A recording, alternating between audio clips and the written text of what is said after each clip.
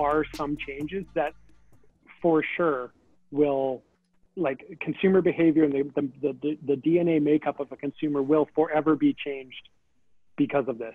I mean, we've only had experience to like, I wasn't here for the Second World War and didn't go through that, or the Great Depression, but what is something that will never change, or that will change and never come back to the way it was as it relates to consumer behavior and the makeup of us?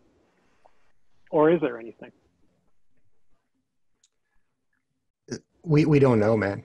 Like, honestly, we don't know right now. I mean, like I was mentioning before, there is the Maslow's hierarchy of needs that exists. And I think that that's a sliding scale that moves up and down depending on where people are.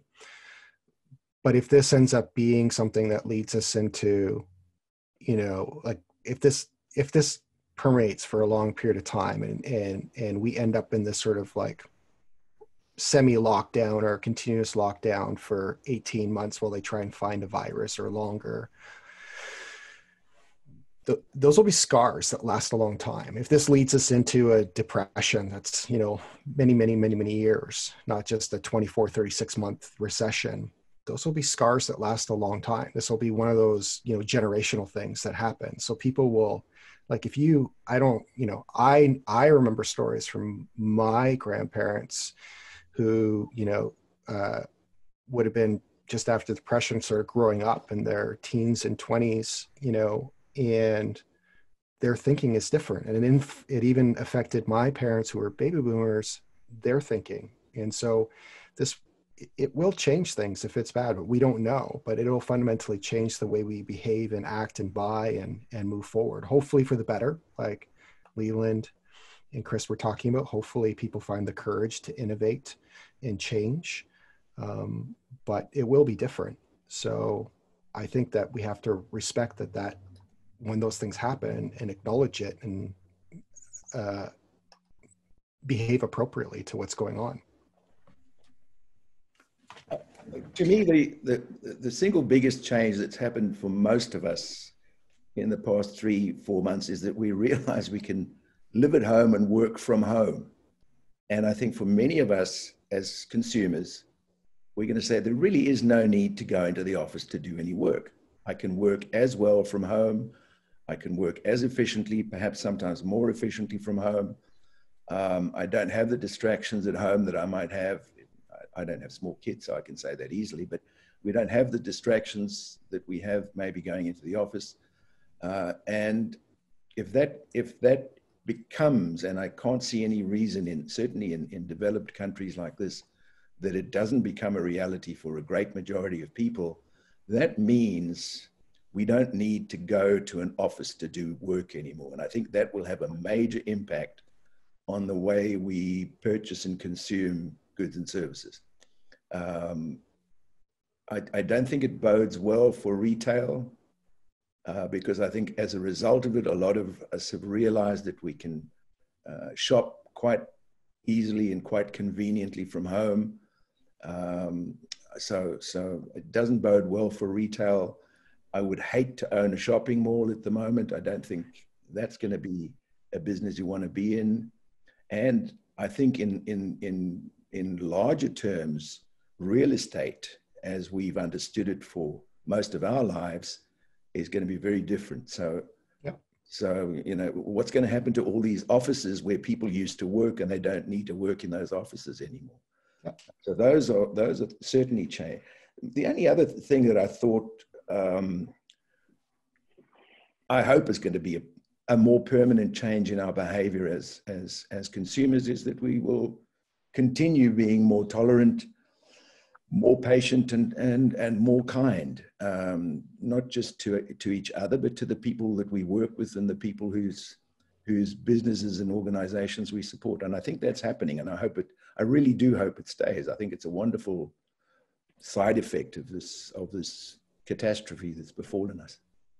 Yeah, I'll weigh in. I agree with Leyland's point about the remote workforce. I think white-collar employees have been pleasantly surprised. White-collar employers have been pleasantly surprised that white-collar employees have been as productive as they have been, despite going into the office to be under the watchful eye of their supervisors.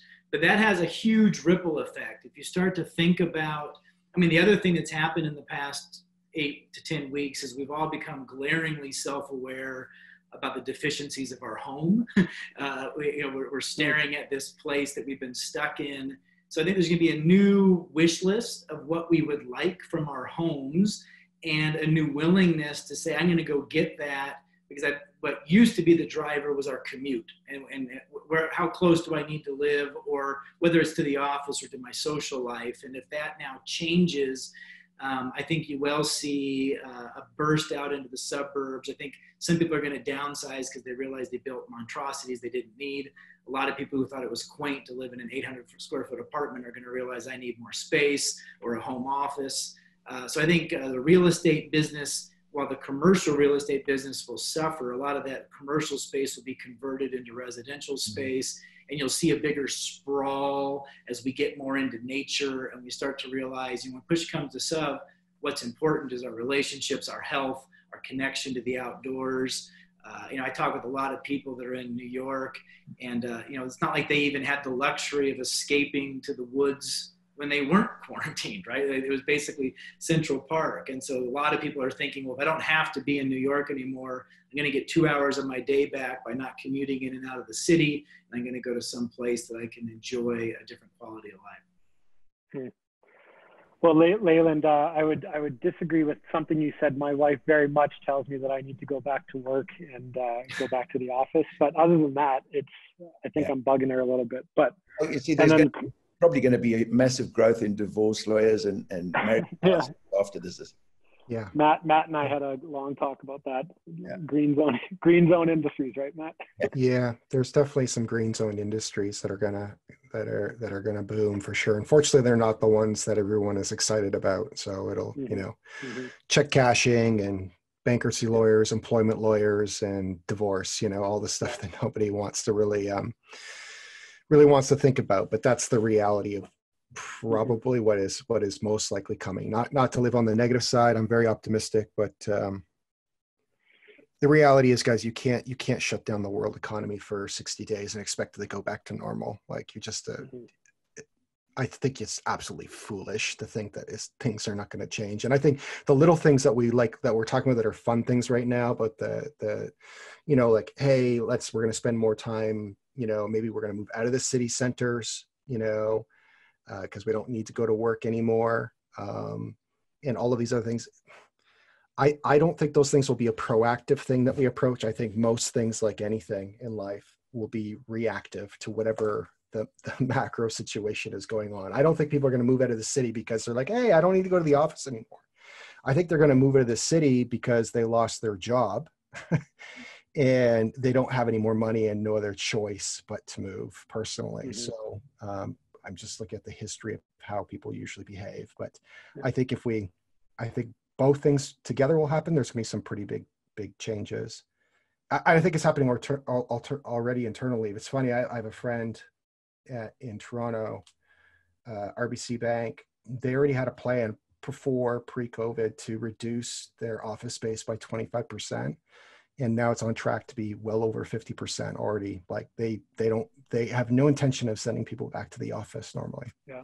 And Bank of Montreal, you saw that in the news. That's just one company. And the ripple effect is just huge. Like, what about all those commercial places? And what about all those malls and restaurants below those commercial? Like, I don't know if you've been to Toronto, but there's a full underground place that's not even like running. I mean, it's going to get interesting. Chris, something you mentioned there with looking at your house, you're sitting there and you're looking around, I gotta fix that. I think there's a Home Depot campaign coming out of this. If you want to go half and half on it, we'll figure it out. Deal.